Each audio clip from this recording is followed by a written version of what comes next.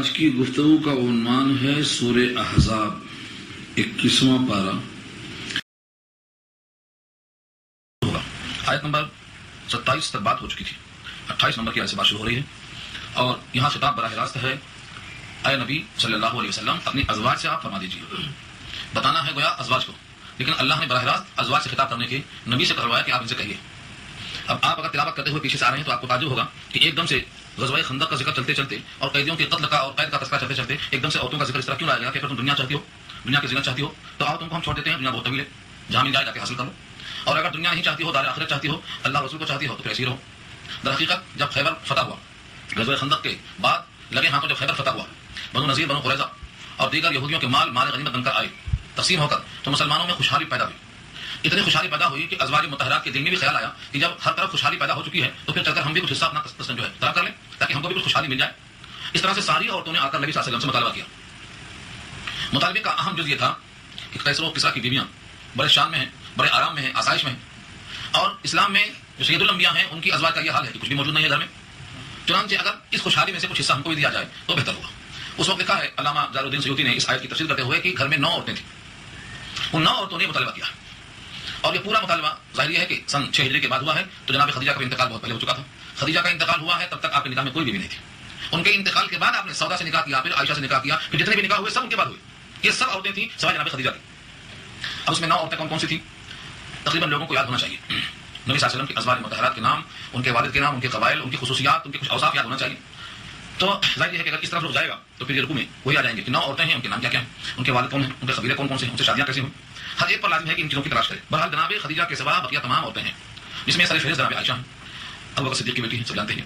سودا بنت زمعہ ہیں، سودا بھی آپ کے نکاح میں آئی ہیں۔ میمونہ بنت الحارث ہیں، میمونہ ہیں آپ کے نکاح میں۔ جویریہ بنت الحارث ہیں، اور زینب بنت جہش ہیں، اور صفیہ بنت حیی ابن اخطب جو حضرت ہارون کے سلسلے نسب سے آ رہی ہیں، اسی واسطے ان کو خیبریہ کے ساتھ ساتھ الہارونیہ بھی کہا جاتا ہے۔ اس طریقے سے جتنی بھی ازواج ہیں ان میں سے ایک خصوصیات ہے حضرت ام حبیبہ۔ یہ ام حبیبہ ان کا اصل نام نہیں ہے، ان کا اصل نام تو رملہ ہے، ام حبیبہ کی کنیت ہے، ابو سفیان کی بیٹی۔ اس طریقے سے جتنے بھی ازواج ہیں ان تمام نے مل کر کے یہاں بیٹھ کر کے سوال کیا، اور سوال میں یہ ہے کہ آپ دنیا کی خوشحالی میں ہم کو شریک کیجیے، کیونکہ خیبر کی خوشحالی کا اثر سب پہ ہوا ہے، تو گھر کی عورتیں کیوں محروم ہیں؟ بظاہر ان کا مطالبہ کوئی غلط نہیں تھا، دنیا میں کوئی بھی خاتون ایسا ہی چاہتی، لیکن جن کے رتبے ہیں سوا ان کو سوا مشکل ہے، جن کے مقامات بلند ہوتے ہیں ان کی آزمائش بڑی سخت ہوتی ہے۔ اللہ کو یہ پسند نہیں آیا کہ وہ نبی صلی اللہ علیہ وسلم کو اس مطالبہ کے ذریعے ادنا سی ایذا پہنچائیں۔ ظاہر ہے کہ جس سے کوئی چیز طلب کی جائے گی، اگر وہ خود دینے کے موقع میں ہوتا دینا چاہتا تو طلب کرنے کی ضرورت پیش نہیں آتی۔ طلب کرنے کے بعد طبیعت میں ناگواری کا ہونا یہ اللہ کو پسند نہیں آیا، اسی واسطے اعلان کروا دیا کہ آپ اپنی بیویوں کے صاف کر دو۔ ایسا ہی اگر رہنا ہے جس طرح گزر بسر ہو رہی ہے، اور اس گزر بسر کے بدلے میں آخر میں آپ کے مقامات بلند ہوں گے تو پھر ٹھیک ہے، نکاح لیجیے، اور نہیں تو دنیا بہت لمبی چوڑی ہے۔ آئیے نکاح کے بعد اگر طلاق کی نوبت آتی ہے تو اس کا جو جوڑا مقرر ہے جس کا نام متاع ہے، وہ ایک جوڑا کپڑا ہے، اس کو دے کر ہم اس کو کہہ دیتے ہیں دنیا میں جائیے، جہاں جہاں تقاضے پورے ہوں پورے کر لیجیے۔ اس آیت کو آیت تخییر کہتے ہیں۔ تخییر کے معنی اختیار دے دیا جانا، رہنا ہے تو شوق سے رہیے، نہیں رہنا ہے تو شوق سے جائیے، دونوں میں آپ کو اختیار کیا قبول کرتے ہیں کر لیجیے۔ بعض لوگ کہتے ہیں کہ خیبر کے مال کی بنا پر آیت تخییر نازل ہوئی، اور بعض کہتے ہیں کہ سورۃ تحریم میں واقعہ آئے گا شہر والا، اس کی بنیاد پر تخییر کی آیت نازل ہوئی، لیکن تمام مفسرین کی رائے یہ ہے کہ بہتر یہ ہے کہ اگر دونوں کا زمانہ قریب ہے تو دونوں کی وجہ سے آیت تخییر نازل ہوئی، ورنہ کم سے کم یہاں چونکہ مال کا ذکر ہے، دنیا کی زینت کا ذکر ہے، لہذا خیبر کی فتوحات کے بعد ہی حکم نازل ہوا ہے، زیادہ بہتر ہے۔ اللہ معروف سے یہی رائے۔ اب لفظوں کو دیکھیے، یا ایھا النبی، اے نبی صلی اللہ علیہ وسلم، قل آپ فرما دیجیے، لازواجک اپنی ازواج سے، زوج کی جمع ازواج بیویاں، اس وقت 9 تھی، ان کنتن اگر تم چاہتی ہو، ان کنتن تريدن الحیات الدنیا، دنیا کی حیات چاہتی ہو، وزینتها اور دنیا کے حیات میں جو زینت ہے، رونق ہے، وہ چاہتی ہو۔ 2 چیزیں، ایک تو دنیا کی حیات کو ترجیح، دوسرے دنیا کی زیب و زینت، یہ 2 چیزیں یہاں موجود نہیں ہیں۔ یہاں تو چٹائی پر سونا ہے، یہاں تو جو مل جائے کھا لینا ہے، یہاں دنیا کی آشائشیں نہیں۔ اگر تمہیں یہ چاہیے فتعالین تو آ جاؤ، تعال واحد کے لیے بولا جاتا ہے، اور تعالین مؤنث کے واسطے بولا جائے گا، آؤ سب کے سب آ جاؤ۔ امتعکن، متاع سے بنا ہے امتعکن، میں تم کو کچھ فائدہ پہنچا دوں، یہ جوڑا کپڑا دے دوں، سب کر دوں۔ امتعکن یہ لفظ پیچھے آ چکا ہے سورۃ طلاق میں بھی کہ جب عورت کو طلاق دے کر ودا کیا جائے تو ایک جوڑا کپڑا دیا جائے، اسی کا نام ہے رخصت کے موقع پر متاع دینا۔ تو یہاں پر وہی مراد ہے امتعکن، یہ واجب نہیں ہے، یہ مستحب ہے۔ امتعکن میں تم کو ایک جوڑا کپڑا دے دوں یا کچھ دے دلا دوں، واسرحکن اور تم کو میں چھوڑ دوں۔ سرح یسرح تسریح کے معنی چھوڑ دینا، آزاد، جدھر جانا جاؤ، سراحا جمیلا، اچھی طرح سے رخصت کرنا، چھوڑ دوں، رخصت کر دوں تمہیں اچھی طرح سے۔ اس آیت میں یہ تخییر ہے، اس کے 2 پہلو ہیں، مسائل تو بہت نکلیں گے لیکن اس کا اشارہ کر دوں۔ اگر کوئی شوہر اپنی بیوی سے یہ کہہ دے کہ تم میرے ساتھ رہنا چاہتی ہو تو رہو، نہیں چاہتی ہو تو تم اپنی مرضی کی مالک ہو، اس کو اختیار دینا کہا جاتا ہے۔ اب اس کی 2 شکل ہوگی، یا تو شوہر کہہ دے کہ تم اپنے آپ کو طلاق دے لینا جب چاہے، یہیں سے نکلتا میں تم کو دے دیا اختیار، اب تم جب چاہے خود کو طلاق دے لینا، وہ عورت کا جب دل چاہے طلاق دے سکتی ہے، شوہر نے اس کو بنا دیا۔ اور یہ شکل یہ ہے کہ جب تمہارا دل نہ چاہے رہنے کا، جانا چاہے تو مجھ کو کہو، میں چھوڑ دوں چلی جاؤ. مطلب اختیار میرے پاس ابھی ہے، مگر تم کو اس اختیار کا استعمال کا حق دے دیا، جب چاہے طرف کر لینا، میرے پاس رکھا ہوا اختیار. دونوں شکلیں.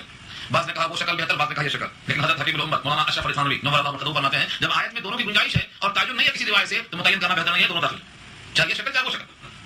اب یہ جو آیت نازل ہو گئی، سب سے کم عمر آپ کے نکاح میں کون تھی؟ بی بی عائشہ، اور وہی کنواری تھی اور سب سے زیادہ حضور انہیں کو چاہتے تھے. بلا کر فرمایا دیکھو میں تم سے ایک بات کہنے والا ہوں، تم جلدی جواب نہ دینا، پہلے ماں اور باپ سے مشورہ کر لینا، پھر مجھے آگے جواب دینا. بی بی عائشہ خود بیان کرتی ہیں کہ نبی صلی اللہ علیہ وسلم کا منشا یہ تھا کہ میرے ماں باپ نبی کے خلاف کبھی رائے دے ہی نہیں سکتے، اور اس آیت میں جو کہا گیا ہے چاہے تو دنیا لے لو چاہے تو نبی کے ساتھ رہو، اس لیے حضور نے کہا کہ پہلے ماں باپ سے مشورہ کر لو تاکہ کہیں بچی ہے، کم عمر ہے، کہیں کسی وجہ سے یہ نہ کہا کہ میں دنیا طلب کر لیا اور میرے ہاتھ سے چلی جائے اور زندگی بھر افسوس کرتی رہ جائے. اس لیے کہا کہ پہلے ماں باپ سے مل لو، مشورہ کر لو. بی بی عائشہ کہتی ہیں کہ مگر یہ بات تو میرے واسطے بہت آسان تھا سمجھنا، بھلا میں دنیا کو حاصل کیسے کرتی؟ میں نے ماں باپ سے مشورہ کیے بغیر اسی نشست میں اسی سٹنگ میں جب کر دیا، اخترت اللہ و رسولہ والدار الاخرہ، میں نے تو پسند کر لیا اللہ کو اور اللہ کے رسول کو اور دار آخرت کو، مجھے مشورہ کرنے کی کوئی ضرورت نہیں. لیکن ایک بات ہے، میری یہ خواہش اور میرا یہ فیصلہ دوسری عورتوں پر ظاہر نہیں کرنا. بی بی عائشہ نے فرمایا آپ ان سے رائے لے لیں، لیکن بی بی عائشہ نے کیا فیصلہ دے دیا ہے، یہ فیصلہ ان پر ظاہر نہیں ہونا. بی بی عائشہ فرماتی ہیں میرا یہ منشا تھا کہ اگر میری بات ظاہر ہو جائے گی تو سب نقل کریں گی، اور اگر ظاہر نہیں ہوگی تو وہ اپنے ارادے سے فیصلہ کریں گی. ہو سکتا ہے بجائے موقع پا جائیں، دو دن کم ہو جائیں تو کیا کوئی اس میں حرج کی بات نہیں ہے. اتنی وضاحت، اتنی صفائی شریعت کے معاملے میں کوئی خاتون نہیں سمجھ سکتی ہیں کہ ان کے زندگی کا ایک ایک لمحہ کتنا بیدار ہے اور کتنا صاف ستھرا ہے کہ اندر کی جو طلب ہوتی ہے اس کو ظاہر کر دیا. لیکن جب نبی صلی اللہ علیہ وسلم نے ایسا کوئی موقع آیا ہے تو بی بی عائشہ کی ذہانت اور ان کا جواب، ان کی فصاحت بہت مسلم ہے. کہیں بھی آپ دیکھیں گے خاص طور سے انشاءاللہ ضرور دیکھیں گے ان کے جوابات، ان کے الفاظ. اور دیگر ازواج کو آپ نے بلایا، ان سے آیت پیش کی، کسی نے بھی دنیا کو نہیں چاہا، سب نے رسول اللہ کو اور اللہ کو اور دار آخرت کو چاہا. یہ اس بات کی دلیل ہے کہ نبی کی صحبت میں ان کے دل مصفا مزکا ہو چکے تھے، لیکن پھر بھی دنیا کی حاجت اور ضرورت کی بنیاد پر مطالبہ انہوں نے کیا تھا. اللہ تعالیٰ نے ان کے مقام کو ظاہر کر دیا ہے. یا ایھا النبی قل لازواجک، اے نبی صلی اللہ علیہ وسلم آپ فرما دیجیے اپنی عورتوں سے، ان کنتن تردن الحیات الدنیا، اگر آپ چاہتی ہیں دنیا کی حیات کو، وزینتها اور اس کی زینت کو، یعنی زیب و زینت کو، آرائش کو، فتعالین تو آ جاؤ، امتعکن میں تم کو کچھ دے دلا دوں، واسرحکن اور تم کو میں رخصت کر دوں، سراحا جمیلا خوبصورتی کے ساتھ. یہاں سے بات معلوم ہوئی جب کسی کو کوئی رخصت کرے تو بہتر طریقہ اختیار کرے، غضب کا اظہار نہ ہو، بلکہ ایسا رخصت کرے کہ دوبارہ اگر ملنے کی نوبت آ جائے تو شرمندگی نہ ہو، اس طرح چھوڑنا چاہیے. وَإِن كُنتُنَّ تُرِدْنَ اللَّهَ وَرَسُولَهُ وَالدَّارَ الْآخِرَةَ، اور اگر تم چاہتی ہو اللہ کو اور اللہ کے رسول کو اور دار آخرت کو، تین چیزیں، فإن اللہ اعد، تو بے شک اللہ نے تیار کر دیا ہے، للمحسنات، نیکی کرنے والی عورتوں کے لیے، منکن، تم میں سے، اجرا عظیما، بہت بڑا بدلہ. تم نے دنیا میں اگر غربت کے ساتھ، افلاس کے ساتھ، یعنی دنیا کی آشائشوں کو چھوڑ دیا ہے صرف اللہ اور رسول کے لیے، تو تمہیں اس کا بدلہ بہت بڑا ملے گا. اللہ نے یہ وعدہ فرمایا. تمام عورتوں نے اس کو قبول کر لیا اور کسی عورت نے پھر اس کے بعد کوئی مطالبہ نہیں کیا. بلکہ ایک دفعہ ایسا بھی ہوا تھا کہ بی بی سودا کو حضور نے طلاق دینے کا ارادہ کر لیا تھا اور شوہر کو یہ خط، اور یہیں سے خط کیا فقہاء نے کہ عورت کو اختیار دے دینا چاہیے، زبردستی رکھنا نہیں چاہیے. اگر اس کو نہیں رہنا ہے تو نہ رہے، اگر وہ نہیں رہنا چاہتی ہے اور آپ رکھیں گے تو یقیناً جبر ہوگا، ظلم ہوگا، اکراہ ہوگا، ناگواری ہوگی، تلخی اور ترشی ہوگی، کسی حال میں دلوں میں قدرت پیدا ہوگی. اس لیے ہمیشہ ان کو اختیار دے کر رکھنا چاہیے. زبردستی کا جو معاملہ ہے یہ مسلمانوں میں یہ اللہ نے منع کیا ہے. اس سے جب نبی نے اختیار دے دیا عورتوں کو تو دوسرے مردوں کو جبر کرنے کا کوئی حق نہیں ہے. کسی آیت سے خص کیا فقہاء نے اختیار دے دینا چاہیے. بی بی سودا نے کہا آپ مجھے طلاق مت دیں، میں اپنے سارے حقوق سے دستبردار ہوتی ہوں، میرا آپ سے کوئی مطالبہ نہیں ہے، نہ مجھے اپنی باری چاہیے، نہ مجھے کسی قسم سے کچھ طلب کرنا ہے. میری ایک خواہش ہے کہ قیامت میں جب میں اللہ کے سامنے حاضر ہوں تو رسول اللہ کی بیوی میں شمار ہوں. بس نبی صلی اللہ علیہ وسلم نے ان کی اس خواہش کو پورا کیا اور طلاق کا ارادہ جو کر لیا تھا اس کو آپ نے چھوڑ دیا اور کہا اگر ان کی یہ خواہش ہے تو اللہ پوری کرے گی. تو اتنا حساب پیش کیا. اس کے بعد اب ان خواتین کو اللہ کا خطاب ہے کہ تم عام عورتوں کی طرح نہیں ہو. یا نساء نبی کی عورتوں، من یأتی منکن بفاحشۃ مبینہ، جو لائے گی تم میں سے کوئی کھلی ہوئی بے حیائی، کھلی ہوئی بے خودگی، یضاعف لها العذاب، تو کیا جائے گا ان کے واسطے عذاب. کتنا بڑھایا جائے گا؟ ضعفین، دوہرا. ضعفین کے معنی دوہرا. نبی کی عورتوں کے لیے کسی بھی غلطی پر دوہری سزا، اور دوہری سزا دینا یہ کوئی مشکل نہیں. وکان ذلک علی اللہ یسیرا، یہ اللہ پہ یسیر ہے، بہت آسان ہے. یعنی اللہ تعالیٰ بے نیاز ہے. اس میں اس آیت پر بفاحشۃ مبینہ پر کتنے گمراہ فرقوں نے کیا کیا لکھا ہے، میں ان تمام کو تو اپنے زبان سے ادا نہیں کر سکتا. لیکن اتنی بات ہے بفاحشۃ مبینہ سے مراد ایسی چیز جس سے نبی کو آزردگی اور تکلیف ہو. اگر تم میں سے کوئی خاتون ایسا کرے گی تو اس کو دوہرا عذاب ملے گا. مثلا کسی نے انسان نے گستاخی کی رسول اللہ کی جناب میں، اس کو سزا جتنی ملے گی، اگر تم سے یہ گستاخی ہوگی تو تم کو دوہری سزا ملے گی. دنیا میں جو بھی تکلیف پہنچائیں گے نبی صلی اللہ علیہ وسلم ان پر اللہ کی لعنت آگے آ رہا ہے انشاءاللہ. اسے سورہ احزاب میں آ رہا ہے دو رکوع کے بعد. اللہ کو اور اللہ کے رسول کو ایذا پہنچانے والا اللہ کی طرف سے لعنت کا حقدار بنے گا. اور آج دنیا اس کو محسوس کرے یا نہ کرے، لیکن دل کی آنکھیں میں اثر ہیں، وہ دیکھیں. جو لوگ دنیا میں گستاخیاں کر رہے ہیں ان کا انجام دنیا ہی میں دیکھ لو، ان کی زندگی دور ہو جائے. اللہ نے ان پر سزا مقرر کر دی، لعنت، رحمت سے دور، سب کی پھٹکار، سب کی نگاہوں میں ذلیل اور خوار. اللہ تعالیٰ اور اللہ کے رسول سے جو بھی ایذا کی باتیں کریں گے ان تمام کا انجام رکھا ہے. آگے رکوع میں انشاءاللہ بات آئے گی. تو یہاں ازواج مطہرات سے جو خطاب کیا گیا ہے کہ اگر تم میں سے کسی نے کوئی کھلی ہوئی بے حیائی کی تو دوہرا عذاب. تو لفظ فاحشہ دو معنی میں استعمال ہوتا ہے. جنسی بے راہ روی اس کو بھی فحش کہا جاتا ہے، اور گالی گلوچ کرنا یہ بھی فحش میں آتا ہے. اور دل آزار باتیں کرنا یہ بھی فحش میں آتا ہے. اب جس کے جو خیال ہیں وہ ترجمہ کرتا ہے. باطل کیا کرتے ہیں؟ نبی کی بیویوں نے شاید بے حیائی کی ہوگی یہ دماغ میں لاتے ہیں، حالانکہ کسی بھی نبی کی بیوی نے کبھی بھی کوئی بے حیائی کا ارتکاب نہیں کیا. یہاں تک کہ حضرت لوط علیہ السلام اور نوح علیہ السلام کی بیویوں کا تذکرہ قرآن نے کیا سورۃ تحریم پر 28 میں کہ دونوں جہنم میں گئیں اور دونوں نے خیانت کیا. دونوں کافرہ تھیں لیکن انہوں نے کبھی بستر میں خیانت نہیں کی. ان کی خیانت کیا تھی؟ ایمان میں. نبی کے اس زمانے کے نبی کے مشن میں ان کی خلاف ورزیاں تھیں جو خیانت کہلائیں. کبھی بھی کسی نبی کی عورت نے جنسی بے روی کا ارتکاب نہیں کیا. اور یہاں ترجمہ بھی کیا ہے؟ بفاحشۃ مبینہ، کھلی ہوئی بے حیائی. اور یہ بے حیائی جنسی ہوتی ہے یہ چھپی ہوئی ہوتی ہے، کھلی ہوئی نہیں ہوتی ہے. جیسا کہ سورۃ النساء میں اللہ نے کہا ولا متخذات اخدان، چھپکے سے دوستیاں کرنا. عام طور سے جنسی بے حیائی کھلم کھلا نہیں ہوتی ہے، چھپ کر ہوتی ہے، رات کی تاریکی میں ہوتی ہے، کسی آڑ میں کسی پناہ میں ہوتی ہے. تو لفظ مبین سے اشارہ ملتا ہے یہ کہ یہاں مراد دل آزار باتیں ہیں. اگر تم سے کوئی ایسی بات سرزد ہوئی تو تم کو سزا دوہری ملی. کیوں ملے گی سزا؟ اس کی وجہ کیا ہے؟ ہمارے مقام بہت اونچے. تمہارے لیے دوہرا انعام بھی تو ہے. جس کے لیے دوہرا انعام ہوتا ہے سزا بھی دوہری ہوتی ہے. اسی واسطے لکھا ہے کہ علماء کے لیے انعام زیادہ ہیں اگر وہ نیکیوں پر قائم رہیں گے، اور اگر غلطی کا ارتکاب کریں گے تو سزا بھی زیادہ ہے. اسی واسطے خص کیا ہے. جب کسی آدمی کا مقام اونچا ہوتا ہے تو اس کی نعمتیں زیادہ ہوتی ہیں. اسی واسطے کہا کہ نبی کی 2 رکعت نماز جتنا مقام رکھتی ہے تمہاری زندگی بھر کی نماز اس مقام کو نہیں پہنچ سکتی. کیوں؟ 2 رکعت کو زیادہ ہے زندگی بھر کی نمازوں سے، مقام کے اعتبار سے، مرتبے کے لحاظ سے.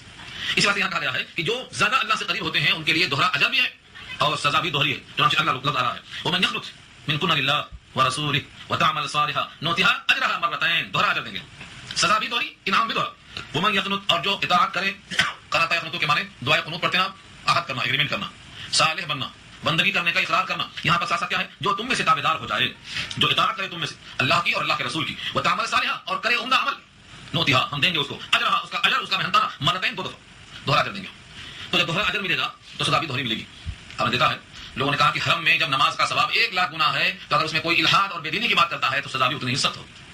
ایسا نہیں کہ خالی انعام ہی انعام ہے، جہاں بھی انعام ہوتا ہے سزا بھی وہیں ہوتی ہے. اسی واسطے کہا جب ان عورتوں کا یہ مقام اونچا ہے کہ دوہرا اجر ہے تو غلطی کریں گے تو دوہرا گناہ بھی ہے.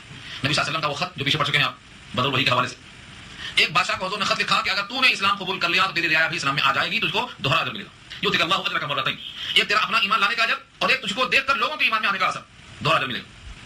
اس واسطے کہا گیا اگر کوئی اچھے کام کی بنیاد رکھتا ہے تو جتنے اس میں شریک ہوں گے ان کو اپنا بھی اجر ملے گا اور شریک ہونے والوں کو اجر ملے گا. اور کوئی برے کام کی بنیاد رکھتا ہے تو اس کو اپنے کام کا گناہ ہوگا، دوسروں کا بھی گناہ شریک کرے گا. من سن سنة حسنة فله اجرها واجر من عمل بها ومن سن سنة سيئة فعليها وزرها ووزر من عمل بها. جو برے کام کی بنیاد رکھے گا کیوں ملے گا اس کو گناہ زیادہ؟ کیونکہ اس کو اپنا بھی گناہ دوسروں کا.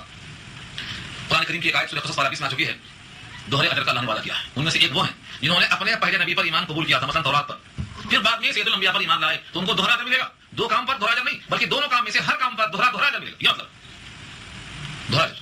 3 ایسے آدمی ہیں جن کو دوہرا ملتا ہے. 3. ایک تو وہ شخص ہے جو اپنے پہلے نبی پر ایمان لایا پھر دوسری کتاب پر ایمان لایا، دوہرا اجر. ایک وہ غلام ہے جو اپنے مالک کی اطاعت کرتا ہے پھر اللہ کی بھی اطاعت کرتا ہے. تیسرے وہ آدمی ہے جو باندی سے استمتاع جائز ہے، نفع اٹھانا جائز ہے، پھر بھی اس باندی کو پڑھا دکھا کر، تعلیم دے کر، تہذیب دے کر آزاد کرتا ہے، پھر نکاح کرتا ہے، وہ اس کے حق کو اپنے اوپر واجب کرتا ہے، اس کو بھی دوہرا اجر ہے. دوہرا اجر ہر کام میں. تو اتنی باتیں ہیں کہ جن کے مقامات بلند ہوتے ہیں ان کو دوہرا اجر بھی ملتا ہے اور اس کے ساتھ سزا بھی بڑی سخت ہوتی ہے. ذرا سی بات اگر آئی تو فوراً بڑی سختی ہوتی ہے. وَأَعْتَدْنَا لَهَا رِزْقًا كَرِيمًا، اور ہم نے تیار کیا ہے ان کے لیے معزز رزق. رزق کی صفت کیا ہے؟ کریمہ. کریم کے معنی عزت، عزت کی روٹی. ہمارے اردو میں استعمال ہے عزت کی روٹی. ایک ہے روٹی کھانا بے عزتی کے ساتھ اور ایک ہے روٹی کھانا عزت کے ساتھ. اقبال نے اسی کو کہا تھا اے قائد اللہ ہوتی اس رزق سے موت اچھی آتی ہو جس رزق سے پرواز میں خود آئی. پرواز سے بات کیا ہے؟ یہ پرندہ ہے انسان، اس کا جسم تو مٹی کا ہی رہ جائے گا، اس میں جو اصل انسان ہے یہ پرندہ اڑنے والا ہے، اس کو جانا ہے لیے تک وہاں رہے گا. لیکن جب رزق حرام آئے تو وہاں تک نہیں جائے گا، فرشتے وہاں سے دھکیل دیں گے، سجین میں گرے گا، جہنم میں جائے گا. تو جس رزق سے پرواز میں خود آئی ہو اس رزق سے موت اچھی ہے، نہیں کھا کے بچ جانا اچھا ہے. اللہ نے فرمایا ہے کہ جو ہمارے معزز اور محترم لوگ ہیں جن کو نبی کے لیے قریب کر کے چنا گیا ہے، اللہ نے ان کے واسطے روٹی رکھی ہے عزت کی، بہترین روزی ہے. تو عمل صالح ہو، اطاعت کا جذبہ ہو تو اللہ رزق کریم کا وعدہ فرماتے ہیں، بہترین روزی. اب اس کی علت بیان کرتے ہیں. یا نساء النبی لستن کاحد من النساء ان اتقیتن، اے نبی کی عورتوں تم نہیں ہو کسی ایک عورت کی طرح عورتوں میں سے. دنیا کی بہت ساری عورتیں ہیں، تم بھی ایک عورت ہو، ایسا نہیں ہے، بلکہ تم عام عورتوں سے ممتاز ہو کہ تم کو اللہ نے نبی کے لیے منتخب کر دیا. نبی کے ساتھ تم کو رہنا، اور جس کو نبی کے ساتھ کھانا پینا بولنا دیکھنا ہنسنا، سوچ کر دیکھو کیا مقدر تھا ان کا. جن کے رات میں رہتے ہوئے نبی کے ساتھ وہی آ جاتی ہو، جبریل کا سلام آ جاتا ہو، اللہ کا پیغام آتا ہو، جن کے سامنے نبی کی زبان سے تلاوت قرآن ہوتی ہو، کس قدر اعزاز ہے. بی بی خدیجہ فرماتی تھی کہ فرشتہ آ کر کھڑا ہوتا اور بولتا کہ اللہ نے سلام بھیجا ہے. اب یار لفظ سلام بھیجا ہے گھر والوں پر. سوچو جس گھر والوں پر سلام آتا ہو اللہ کا، ان گھر والوں کو نصیب پر کتنا خوش ہونا چاہیے. تو وہ کیا عام عورتوں کی طرح ہے؟ وہ بہت بڑا اعزاز ہے. یہ شاعر کہتا ہے بی بی خدیجہ کے بارے میں، نظر کنید ببخت بلند بے وزن، نظر کنید ببخت بلند بے وزن کہ از کنار غریب اس جماع ہمی چکدش. اس بلند نصیبہ والی خاتون پر نگاہ ڈالو کہ اس کے پہلو میں کتنا حسین چاند سو رہا ہے. ایک طرف 2 شوہروں سے بیوہ ہے اور ایک طرف سید الانبیاء ساتھ میں. نظر کنید ببخت بلند بے وزن کہ از کنار غریب اس جماع ہمی چکدش. تو دنیا کی چیزوں پر نہیں بلکہ آخرت کو سامنے ہونا چاہیے. اسی طرح سے اللہ نے فرمایا لستن کاحد من النساء، کاف کا تشبیہ کے لیے ہے، اور احد کے معنی کوئی ایک، من النساء عورتوں میں سے کسی ایک کی طرح تم نہیں ہو. لیکن شرط کیا رکھا؟ ان اتقیتم، اگر تم متقی ہو، تم نے اگر اپنا وقار باقی رکھ لیا، اگر تم نے اپنا مرتبہ محسوس کر کے اس کو باقی رکھ لیا. بعض دفعہ کیا ہوتا، آپ کسی کی عزت کرتے مگر جب وہ اپنی زبان کا غلط استعمال کرتا ہے تو بولتے ہیں نگاہ سے گر گیا، تو اس کا جو مقام تھا میری آنکھوں میں ختم ہو گیا. کیوں؟ اس کی زبان سے نکلا جملہ جسے اندازہ ہوا کہ وہ گرا ہوا آدمی ہے. جب زبان سے جملے غلط نکلتے ہیں تو آدمی کی پہچان ہو جاتی ہے کہ آدمی کس لیول کا ہے. شادی نے اسی کو کہا تھا، تامرد سخن نہ گفتہ باشد، عیب ہنرش نہ ہفتہ باشد. جب تک آدمی بولتا نہیں ہے اس کا عیب ہنر چھپا ہوا ہوتا ہے، جب بولتا ہے ظاہر ہو جاتا ہے. کس معنی بتائیے؟ اس لیے ہمیشہ باتیں جان کر بولنا چاہیے. پانی پیو چھان کر اور باتیں کرو جان کر، بغیر جانے انہیں بولنا چاہیے، سمجھ بوجھ کے بولنے کا حکم دیا گیا. تو نبی کی عورتوں کے واسطے شرط رکھا، ان اتقیتن، اگر تم نے تقوی اختیار کیا. یہ شرط ہے، جب تک یہ شرط پوری نہیں کریں گے، شرط پوری کرنا ضروری. تم عام عورتوں کی طرح نہیں ہو، عورتوں کی جماعت میں سے کسی ایک عورت کی طرح تم نہیں ہو. ان اتقیتن، اگر تم نے تقوی اختیار کر لیا. یہ شرط رکھنا. گفتگو کرتے کرتے کتنے لوگ ہیں جب تک وہ بات ظاہر نہیں کرتے کھلتی نہیں، اور جب بات ان کی کھل جاتی ہے تو مقام سے نیچے گر جاتے ہیں. میں علامہ اقبال کا شعر کو سنایا تھا. اقبال نے خود کہا تھا، پاک رکھ اپنی زبان، تلمیذ رحمانی ہے تو، ہو نہ جائے دیکھنا تیرے صدا بے آبرو. جب آدمی خود اپنی زبان کا پاس و لحاظ نہیں کرتا ہے تو اس کی زبان کا لحاظ دوسرے نہیں کرتے. پہلے وہ سچ بولے، اپنی زبان کا لحاظ کرنا ہے. وعدے کی پابندی کرے، اپنی زبان کا لحاظ کرنا ہے. غیبت سے چغلی سے پرہیز کرے، یہ اپنی زبان کا لحاظ کرنا ہے. جب تک آدمی خود اپنی زبان کا پاس و لحاظ نہیں کرے گا اس کی زبان پر دوسروں کو اعتبار ہو ہی نہیں سکتا. یہ ہے. تو یہاں جو لفظ ہے تقیتن، ایک ہی جملہ ہے. اگر تم نے تقوی اختیار کر لیا، تم اگر پرہیزگاری اختیار کر لیتی ہو تو تم عام عورتوں کی طرح نہیں ہو. لہٰذا تمہیں کچھ خصوصی احکامات دیے جاتے ہیں. نمبر 1، فلا تخضعن بالقول. یہ پہلا لفظ ہے. یہ سوچ کر دیکھو کہ یہ رسول اللہ کی ازواج کے لیے ہے جن کا مرتبہ اللہ خود فرماتے ہیں کہ تم عام عورتوں کی طرح نہیں ہو. کتنا لطیف اشارہ ہے. فرمایا فلا تخضعن بالقول، باتوں میں ملائمت اور نرمی اختیار نہ کرو. کیوں؟ فلا تخضعن، تخضعن خضاؤں سے بنا ہے، اور خضاؤں کے معنی باتوں میں نرمی، نسوانیت، مٹھاس، گداز پیدا کر کے بات کرنا. فلا تخضعن بالقول. اگر ایسا کریں گے تو کیا ہوگا؟ فیطمع الذی فی قلبہ مرض، تو تما پیدا ہوگی جس کے دل میں مرض ہے. جتنے مریض دل ہیں ان تمام کے دل میں اس لچکدار آواز سے ایک قسم سے مرض پیدا ہوگا، تما پیدا ہوگی، لالچ پیدا ہوگی. یہ کس کے لیے کہا جا رہا ہے؟ جو امت کی مائیں ہیں ان سے کہا جا رہا ہے. آج کی عورتیں اس کو فن سمجھتی ہیں، ہنر سمجھتی ہیں. اللہ فرماتے ہیں بات کرنا اولا درست نہیں ہے غیر مردوں سے. بغیر شوہر کی اجازت کے عورت کا کسی غیر مرد سے بات کرنا درست نہیں. کیوں؟ کیونکہ شوہر پسند ہے. شوہر کہا ہے اگر شوہر اجازت دیتا ہے تو وہ کسی مرد سے بات کر سکتی ہے، جائز ہے، بات کرنا جائز ہے. لیکن شرط کیا رکھا اللہ نے؟ وقلنا قولا معروفا، کہا دو بات بھلی طریقے سے. قلنا کہو، قولا بات، معروفا معقول بات. جتنا سوال ہے اتنا جواب دے دو، کم سے کم لفظوں میں، کسی نزاکت کے بغیر، کسی لچک کے بغیر اور کسی دعوت کے بغیر. ہمارے معاشرے میں یہ بڑی خرابی ہے. جب اللہ کے رسول کو اور آپ کے گھر میں جو عورتیں یہ امت کی مائیں ہیں ان کے لیے یہ حکم دیا گیا ہے کہ آواز میں لچک نہ ہو، ضرورت کی بات کر دو بس. تو اب دوسروں کے واسطے کیا گنجائش ہے؟ آج ہمارے پاس کتنی خرابیاں ہیں. شادی سے پہلے تعارف کے لیے لے کے پھرتے ہیں اور سالوں سال ساتھ میں پڑھتے ہیں اور اس کے اتنے خوبصورت نام دے دیے ہیں تاکہ وہ غلطی محسوس نہ ہو. بھائی دوستی کسی مرد کی مرد سے ہوتی، عورت کی عورت سے ہوتی. اب تو مرد کی دوستی لڑکیوں سے ہو رہی ہے، عورتوں سے ہو رہی ہے. یہ دوستی نہیں ہے، تباہی ہے. پہلے ہمارا مسئلہ مشہور تھی کہ کوا اڑتا ہے کوے کے ساتھ، کبوتر اڑتا ہے کبوتر کے ساتھ. ہنر ہم جنس با ہم جنس پرواز، کبوتر با کبوتر، باز با باز، باز اڑتا ہے باز کے ساتھ، کبوتر اڑتا ہے کبوتر کے ساتھ، کوا اڑتا ہے کوے کے ساتھ. مگر یہ جو نئی تہذیب آ گئی ہے اس میں عورتیں مردوں کے ساتھ. یہ کون سی دوستی؟ یہ دوستی نہیں ہے، یہ بے حیائی ہے. اس بے حیائی کا کوئی جواز نہیں. قرآن کریم کی اس آیت نے صراحتاً اس پر قید لگا دی ہے کہ یہ درست نہیں ہے. ہمارے پاس کوئی گنجائش نہیں. ہاں صرف ایک نگاہ دیکھنا جائز ہے، شادی کرنا ہو تب بس. لیکن یہاں ایک دن، 2 دن، مہینوں، ہفتوں، سالوں. اور اب تو باقاعدہ باعث شرم ہے کہ دنیا میں ایک دن مقرر کر دیا گیا، یوم عاشقہ. حالانکہ یوم عاشقہ نہیں ہے، یوم فاسقہ ہے. فاسق لوگوں کا دن ہے، گناہ کرنے کا دن ہے، شیطان کی دعوت دینے کا حکم ہے. یہ سب یوم عاشقہ نہیں مناتے، یوم فاسقہ ہے. فسق و فجور، گناہ، بیماری، دل کا اندر قدرت تاریکی پیدا کرنے کا دن ہے. اس انداز کو دیکھو اور ہمارے احوال کو دیکھو، دنیا کدھر جا رہی ہے. اب اگر قیامت نہ آئے تو کیا آئے گی؟ ایسے احوال پیدا ہو چکے ہیں. قرآن کریم کی اس آیت نے پہلا پیغام دے دیا کہ باتوں میں لچک نہ ہو، ورنہ جس کا دل پہلے سے مریض ہے مرض بڑھ جائے گا. ہاں بات چھکانے سے صحیح طریقے سے بول دو. نمبر 2، وقرن فی بیوتکن، اور قرار پکڑو اپنے گھروں میں. کرنا قرار پکڑو اپنے گھروں میں، مطلب جتنا ہو سکے گھر میں رہو، بے ضرورت باہر نہیں جانا. گھر میں بیدار ہو کے چلو گھوم کے آئیں گے، یہ نہیں. جب بھی دل چاہ باہر نکل گئے. کرنا فی بیوتکن، بیوت جمع ہے بیت کی، اور بیت کی جمع جب بیوت ہے تو اپنے اپنے گھروں میں قرار پکڑو.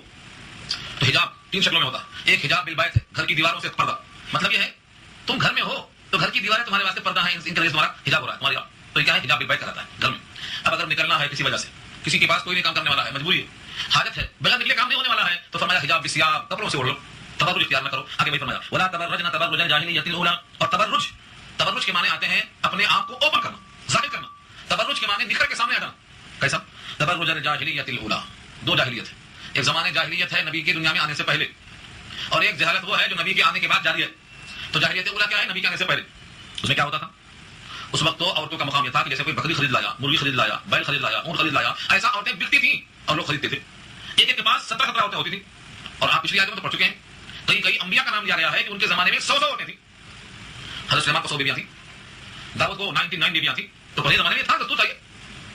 اللہ تعالیٰ نے آہستہ آہستہ بتدریج اس کو واضح پیغام دیا. تو زمانے جاہلیت میں لوگ کھلے پھرتے تھے، ان کے واسطے کوئی چیز رکاوٹ کی نہیں تھی. تو کہا اگر گھر سے نکلنے کی نوبت پیش آ جائے تو زمانے جاہلیت کی طرح جیسے پہلے پھرتے تھے ویسا مت پھرو، بناؤ سگار کر کے مت نکلو. حالانکہ حالت یہ ہو گئی ہے اگر گھر میں کہو کہ تم صاف ستھرے رہو، نہا دھو کے رہو، کپڑے اچھے پہنو، تو وہ نہیں سنیں گی، کہیں گے یہ کیا جھنجٹ لگائے، جھنجٹ ہے. لیکن کہو کہ تم کو آج چلنا ہے دعوت میں، تو آپ کو بولنے کی ضرورت نہیں ہے. اب وہ نہائیں گی، کپڑے بدلیں گی، پاؤڈر لگائیں گی اور ایسا بن ٹھن کے جائیں گی کہ سارا جہان سب سے ان کو غور سے دیکھے گی ممتاز ہے، سب سے ممتاز بیگم بن کے آئیں گی. حالانکہ شوہر کو دیکھنے کا ہے، شوہر کو دکھائیں تاکہ شوہر باہر جا کے گمراہ نہ ہو، دوسری عورتوں پر نگاہ نہ پڑے. لیکن گھر میں یہ گندی رہیں گی اور جب باہر جائیں گی دوسروں کو جہاں دکھانا معلوم ہے تو وہاں بن ٹھن کے جائیں گی. اللہ نے اسی کو کہا ولا تبرجنا تبرج الجاہلیۃ الاولی، زمانے جاہلیت کی طرح سے تبرج اختیار مت کرو، بن ٹھن کے نکلنا جائز ہے. سورہ نور 18 میں بحث آئی ہے کہ جب عورت اپنے پازیب کی جھنکار کو سناتی ہے غیر مردوں کو تو پھر وہ ایسی اور ویسی.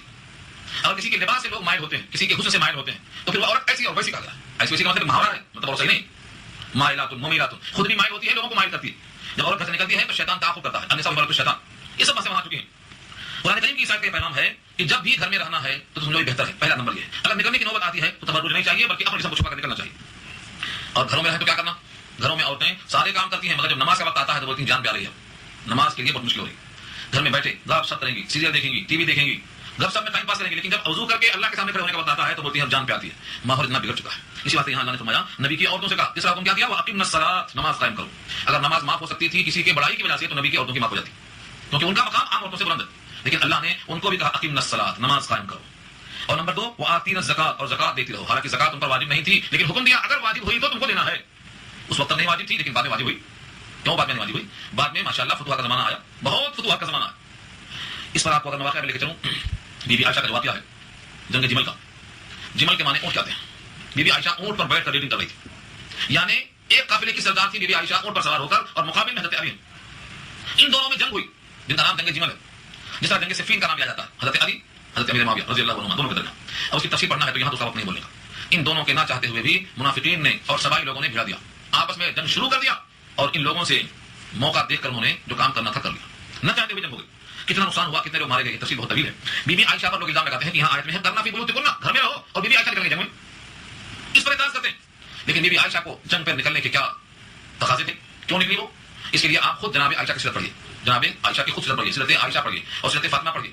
اور اگر صحیح حقائق دیکھنا ہے تو جیسے تقی عثمانی صاحب کی کتاب مشہور ہے حضرت امیر معاویہ اور تاریخ حقائق، مفصل کتاب، اس کو آپ پڑھیے تو آپ کو اندازہ ہوتا کہ ان خواتین کو اللہ نے جو اعزاز بخشا تھا انہوں نے اس کو باقی رکھا، ورنہ رضی اللہ کا خطاب ان سے اللہ چھین لیتے. رضی اللہ کا خطاب ان کو نہیں ملتا. ہمیں تحقیق کرنے کی کوئی حاجت نہیں، جن کے دل کمزور ہے وہ تحقیق کر لیں، لیکن ان سے اللہ راضی ہو گیا ہے تو ہم بھی ان سے راضی. تمام صحابہ سے اللہ راضی، اور اللہ راضی ان سے ہوتا ہے جن کے اعمال عقیدے درست ہوتے ہیں. لہذا ہم کو تحقیق کی حاجت نہیں ہے، جن کے دل بیمار تحقیق کر سکتے ہیں. اب نکلنے کا کیا بہانہ تھا، کیا وجہ پیش آئی، کیوں نکلے، کیسے حالات پیش آئے، یہ تمام تفصیل کا وقت نہیں ہے. بہرحال جتنے بھی مخالفین ہیں جناب عائشہ کے خاص شیعہ وہ اس آیت کو بیس بنا کر اعتراض کرتے ہیں. اس اعتراض پر بہت سی حدیثیں نقل کرتی ہیں. بی بی عائشہ کا حال یہ تھا کہ جب بھی یہ آیت پڑھتی تھیں اور جنگ جمل کا واقعہ سوچتی تھیں تو اتنا روتی تھیں کہ دوپٹہ بھی گیا تھا، بہت روتی. اس بات سے نہیں کہ آیت کی مخالفت کیوں ہوئی، بلکہ اس بات سے روتی تھی کہ یہ وجود میں واقعہ کیوں پیش آیا، ایسا واقعہ کیوں پیش آیا کہ آپس میں جنگ ہوئی اور اتنے خلوص گیا ہوں. اور زندگی بھر اس پر استغفار کرتی رہی اور یعنی کتنے غلام کو آزاد کیا، اس کے بعد ہمیشہ غلام کو آزاد کرتی رہی. تو یہ رونا دھونا توبہ کرنا اس واسطے تھا کہ ایسا مار کا وجود میں کیوں آیا. تو آپ اس کو پڑھیے، بی بی عائشہ کی سیرت پڑھیے. آگے فرمایا اللہ نے وَأَطِعْنَا اللَّهَ وَرَسُولَهُ، اور اللہ رسول کی اطاعت کرو، اللہ رسول کی اطاعت کرو. یعنی عورتوں کے لیے بھی یہ نہیں کہا دیا کہ تم تو نبی کی عاشق ہو، تمہیں نمازوں کی ضرورت نہیں ہے. ہمارے جیسے عاشق رسول آج کل نمازیں نہیں پڑھتے، وہ بولتے ہیں ہمارا عشق کافی ہے. یہ عشق کون سا عشق ہے جو محبوب کی اطاعت سے بغاوت عمل کرتا ہے؟ محبوب کی منشا کے خلاف اگر عشق ہے تو وہ عشق نہیں ہے بلکہ مفاد پرستی ہو. اس آیت میں اللہ نے کہا وَأَطِعْنَا اللَّهَ وَرَسُولَهُ، اور اللہ رسول کی اطاعت کرو. اطاعت کا مطلب آپ کا حکم بجا لو، آپ جو حکم دے اسے پورا کرو. تو نماز پڑھنا، زکات دینا اور ہر معاملے میں اللہ رسول کی اطاعت کرنا، اس سے نبی کی ازواج بھی مستثنی نہیں ہے. لہذا دنیا میں کوئی بھی عورت یہ نہیں کہہ سکتی کہ ہم تو پیر زادی ہیں اور شیخ زادی ہیں اور ہمارے پاس اتنے لوگ مرید ہیں، ہم کو نمازوں کی کیا ضرورت ہے. اسلام کا قانون سب کے لیے ہے. جب نبی کے گھر میں بھی استثنا نہیں ہے تو کسی کو کوئی اختیار نہیں ہے. اللہ خود فرماتے ہیں کہ یہ نماز کا حکم، زکات کا حکم، اطاعت کا حکم، گھر میں رہنے کا حکم تم پر عذاب نہیں ہے، تم پر ہم کوئی تکلیف دینا نہیں چاہتے، بلکہ تم کو ہم تطہیر یعنی مطہر مقدس بنا کر پاکیزہ بنا کر دنیا میں بھی آخرت میں بھی دیکھنا چاہتے ہیں. انما یرید اللہ، اس کے سوا اور کوئی بات نہیں. انما کا ترجمہ کیا ہے؟ اس کے سوا اور کچھ نہیں. یرید اللہ، اللہ چاہتے ہیں لیذھب عنکم الرجس، کہ تم سے رجس کو، آلودگی کو، گندگی کو ہمیشہ کے لیے ختم کر دے. اہل البیت، اے گھر والو، اے گھر والو، اللہ چاہتے ہیں کہ تم سے رجس کو دور کر دیں. رجس کے معنی گندگی، رجس رے جیم سین. یہ گندگی کیسی ہوتی ہے؟ رجس کے معنی گندگی کہتے ہیں. قرآن کریم میں یہ لفظ اور معنی میں استعمال ہوا ہے. بتوں کی عقیدت ہے، یہ بھی گندگی. یہ کون سی گندگی ہے؟ عقیدے کی گندگی. کوئی شرک چاہتا ہے تو یہ بھی گندگی ہے. کسی کا لباس گندا، یہ بھی گندگی ہے. کسی کی عادت اخلاق بگڑے ہیں، یہ بھی گندگی. تو رجس کا ایسا لفظ ہے جو مطلق گندگی کے معنی میں آتا ہے، گندگی. اللہ چاہتے ہیں کسی قسم کی کوئی آلودگی نہ رہے. زکات دیتے رہو، مال صاف رہے، اطاعت کرتے رہو تاکہ عمل صالح درست رہے، نماز پڑھتی رہو تاکہ اللہ کا تعلق مستحکم رہے، گھروں میں رہو تاکہ کسی غیر کی نگاہ میں نہ آنے پاؤ. یہ سب تمہارے واسطے تطہیر کا ذریعہ. معلوم کیا ہوا؟ جو خاتون ان اصولوں کو مانتی ہیں وہ مطہر اور پاکیزہ ہوتی ہیں، اور جو ان اصولوں سے انحراف کرتی ہیں وہ غیر مطہر غیر پاکیزہ ہو جاتی ہیں. اللہ چاہتے ہیں کہ اے گھر والوں تم سے ہر قسم کی آلودگی دور ہو جائے. اہل البیت، گھر والوں. اہل بیت سے کون مراد ہے؟ اہل بیت سے لوگ سمجھتے ہیں کہ اس سے مراد فلانے اور فلانے. اہل بیت سے مراد پہلا مخاطب عورتیں، کیونکہ اوپر سے عورتوں کا ذکر آ رہا ہے. تو اہل بیت کہا اللہ نے کس کو؟ صیغہ کون سا دیکھیے، اقمنا، اتینا، اطعنا، کرنا، یہ سب مؤنث کے صیغے. لہذا اس سے عورتیں ہی مراد ہیں. عورتیں ہی مراد ہے، پہلی مخاطب وہی ہیں. لیکن شیعہ حضرات ان تمام صیغوں سے آنکھیں بند کر لیتے ہیں. وہ کہتے ہیں پنجرتن مراد ہے، پنجرتن. حضرت علی، حضرت فاطمہ، حسن اور حسین اور ان کے ساتھ نبی صلی اللہ علیہ وسلم کو، ان کو شامل کر کے کہتے ہیں یہ اہل بیت ہے. اس کا انکار نہیں، یہ بھی اہل بیت ہے. لیکن یہی اہل بیت ہے، یہ غلط تاثر. ایک روایت ہے نبی صلی اللہ علیہ وسلم نے ایک چادر اوڑھا، کمبل، اس میں فاطمہ کو، علی کو، حسن حسین کو رکھ لیا، کہا یہ میرے اہل بیت ہے. اس روایت کو لے کر کے بقیہ کو نکالنا چاہتے ہو. پہلے تو یہ دیکھنا پڑے گا کہ اگر یہ اہل بیت ہیں تو ان کے سوا اور اہل بیت نہیں ہے، یہ کہیں ثابت نہیں ہے. دوسرے اس آیت میں اہل بیت سے مراد عورتیں ہی ہیں اور ان کو خطاب کیا گیا ہے اہل بیت کا. لہذا عورتوں کو نکالنا اہل بیت سے یہ شیعہ کی چال ہے. وہ تمام خواتین کو نکال دیتے اہل بیت سے، سب کو نکال دیتے. حالانکہ یہاں پورا مخاطب وہی عورتیں ہیں اور وہ اہل بیت میں شامل ہیں. ہاں البتہ مردوں کو بھی شامل کرنے کے واسطے اگلا لفظ ہے وَيُطَهِّرَكُمْ تَطْهِيرًا. تو لفظ کم جو آیا ہے یہ مذکر کے لیے. کم معلوم یہ ہوا کہ ساری ازواج مطہرات کے ساتھ جو مرد حضرات آپ کے نسب میں شامل ہیں، چاہے وہ نواسے ہوں چاہے آپ کے داماد ہوں، یہ بھی اس میں شامل ہیں. تو پنجرتن کو شامل کرنے کا مطلب یہ نہیں کہ باقی لوگوں کو نفی کر دیا. نفی پر کوئی دلیل نہیں ہے. لیکن وہ لوگ اس حدیث پر اتنا زور دیتے ہیں کہ دماغ میں یہ آتا ہی نہیں ہے کہ آخر عورتوں کی نفی کیسے کر رہے ہیں. تو لفظ کم سے اشارہ یہ ہے کہ پورے گھر والوں میں مذکر بھی ہیں، لیکن اوپر سے خطاب چونکہ خواتین کو ہوتا ہے اقیمنا، اتینا اور آتینا اور کرنا، یہ سب مخاطب ہوتے ہیں. لہذا اہل بیت میں عورتیں مراد ہیں. تو آپ کے اہل سے مراد آپ کی بیویاں نہیں ہیں تو بالکل ہو سکتا ہے. لہذا یہ کھلی رسالت ہے.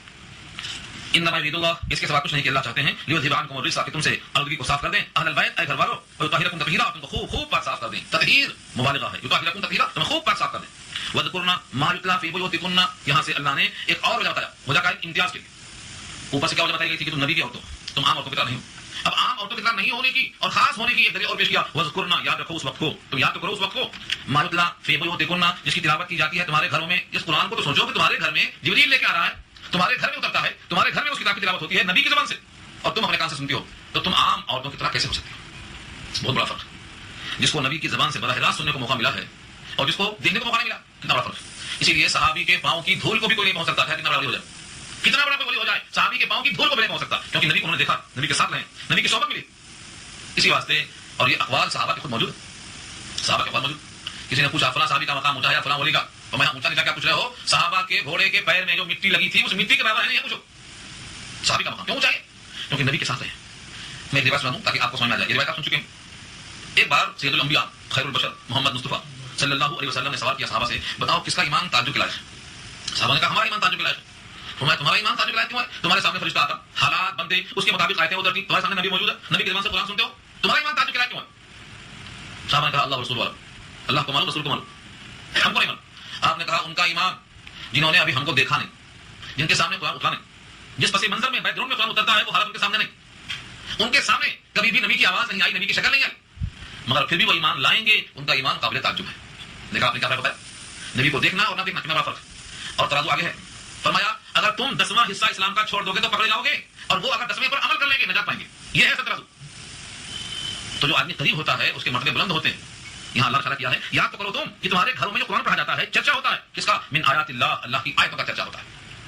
اس سے اندازہ کرو کہ جن گھروں میں اللہ کی آیتوں کا تذکرہ ہوتا ہے دوسرے گھر والوں کے مقابلے میں وہ گھر اللہ کی نگاہ میں کتنا اونچا ہوتا ہے. یہاں سے دیکھو اللہ نے خود کہا اس آیت کے اندر وَذْكُرْنَ مَا يُتْلَىٰ فِي بُيُوتِكُنَّ مِنْ آیَاتِ اللَّهِ، اللہ کی آیتوں میں سے جو تمہارے گھروں میں تلاوت کی جاتی ہیں ان کو یاد کرو. تو قرآن کی آیتیں گھروں میں پڑھنا، اس سے گھر والوں کی فضیلت کا اندازہ لگاؤ. اسی واسطے ہم بارہا کہا کرتے ہیں ہر گھر میں قرآن اتنا پڑھو کہ گھر میں قرآن کا چرچا ہو، قرآن کے احکامات کا شیوع ہو، سب میں عام ہو. آج دیکھو باطل ہیں شیعہ، کافر ہیں شیعہ، سب جانتے ہیں، لیکن انہوں نے اپنے گھروں میں اتنا ماتم کیا ہے کہ ہر گھر شیعہ کا ماتم کرا ہوا ہے. ہمیں اس کے مقابل میں ہر گھر میں اتنا قرآن پڑھنا چاہیے کہ ہر گھر قرآن کے لیے بہترین قرآن خانہ بن جائے. قرآن فاؤنڈیشن ایک سے کیا ہوتا، ایک فاؤنڈیشن نہیں چاہیے، ہر گھر بننا چاہیے قرآن فاؤنڈیشن. ہر گھر، اس میں سے بچی بچہ اولاد جو نکلیں گے وہ سب کے سب پختہ ہوں گے. دیکھو امتیاز ہے. یاد کرو اللہ کی آیتوں میں سے جو تمہارے گھروں میں پڑھی جاتی ہے والحکمہ، اور حکمت، اس سے مراد حدیث ہے، اس سے مراد نبی کے اقوال ہے. جب نبی صلی اللہ علیہ وسلم کسی بارے میں زبان کھولتے ہیں تو وہ بھی اللہ کا کلام ہوتا ہے، جس کو اللہ نے یہاں حکمت کہا ہے. اہل قرآن یہاں مرکاتا ہے. اہل قرآن کا عقیدہ یہ ہے کہ صرف آیات اللہ کافی ہیں. یہاں اللہ نے کہا خود قرآن کریم میں کہ تمہارے گھروں میں اللہ کی آیتیں پڑھی جاتی ہیں اور حکمت کی باتیں پڑھی جاتی ہیں. تو حکمت کی باتیں کیا ہیں؟ نبی کے اقوال. مثلا آپ نے ایک آیت پڑھا، اس آیت کے بارے میں بی بی عائشہ نے کچھ سوال کر لیا اور آپ نے اس کی وضاحت جو کی علیہ حکمت. اسی کا مطلب بی بی عائشہ کا باقاعدہ دیوان چھپا ہے، مسند عائشہ 2 جلدوں میں چھپا. انہوں نے جو سوالات کی وضاحت کی ہے، جو حدیثوں کو نقل کیا ہے اور جو حدیثیں ان سے مروی ہیں، مستقل مسند عائشہ چھپا ہوا ہے 2 جلدوں میں. ان عائشہ کو لوگ کیا سمجھتے ہیں اور کیسا کیسا الزام لگاتے ہیں. اس آیت نے واضح کیا کہ جیسے گھروں میں آیتوں کا چرچا ہونا چاہیے، گھروں میں حکمت کا یعنی رسول اللہ کی سنت اور سیرت اور حدیث کا چرچا ہونا چاہیے. آگے فرمایا ان اللہ کان لطیفا خبیرا، بے شک اللہ لطیف ہے. لطیف کے معنی بہت باریک بین، اور خبیرہ خبردار، باخبر رہنے والے. لطیف لطافت سے بنا ہے. جو چیز نگاہوں میں نہ آ سکتی ہو اس کو لطیف کہا گیا. اللہ نے خود فرمایا لا تدرکہ الابصار وهو يدرك الابصار وهو اللطیف الخبیر. اس کا حال لطافت کا یہ ہے کہ تمہاری نگاہیں اس کے وجود کا ادراک نہیں کر پاتی لیکن وہ تمہارا ادراک کرتا ہے. ایسا نہیں ہے کہ تم نہیں دیکھتے ہو تو بھی نہیں دیکھتا, وہ تمہیں دیکھتا. لا تدرکہ الابصار, اس کا ادراک نگاہیں نہیں کر سکتی. وهو يدرك الابصار, ہاں وہ نگاہوں کا ادراک کرتا ہے. وهو اللطیف الخبیر, وہی لفظ بھی, وہ لطیف بھی ہے خبیر بھی ہے, تم سے باخبر بھی ہے اور تمہارے ہر راز سے واقف بھی ہے. تو لطیف کے معنی جو لطیف ایسا ہو ہر چیز سے باخبر ہے, یعنی ہمارا ہر عمل, ہمارا ہر عقیدہ, ہماری ہر سوچ اللہ کے علم کے مطابق. یہاں تک رکوع مکمل ہو گیا. اب جو نیا رکوع آ رہا ہے اس میں ایک سوال کا جواب ہے کہ صرف مردوں کے مسائل ہیں, عورتوں کے نہیں ہیں, عورتوں کے ہیں مردوں کے نہیں ہیں. اس آیت میں اللہ نے کم سے کم 10 صفتوں کا تذکرہ فرما دیا. یہ گفتگو انشاءاللہ آئندہ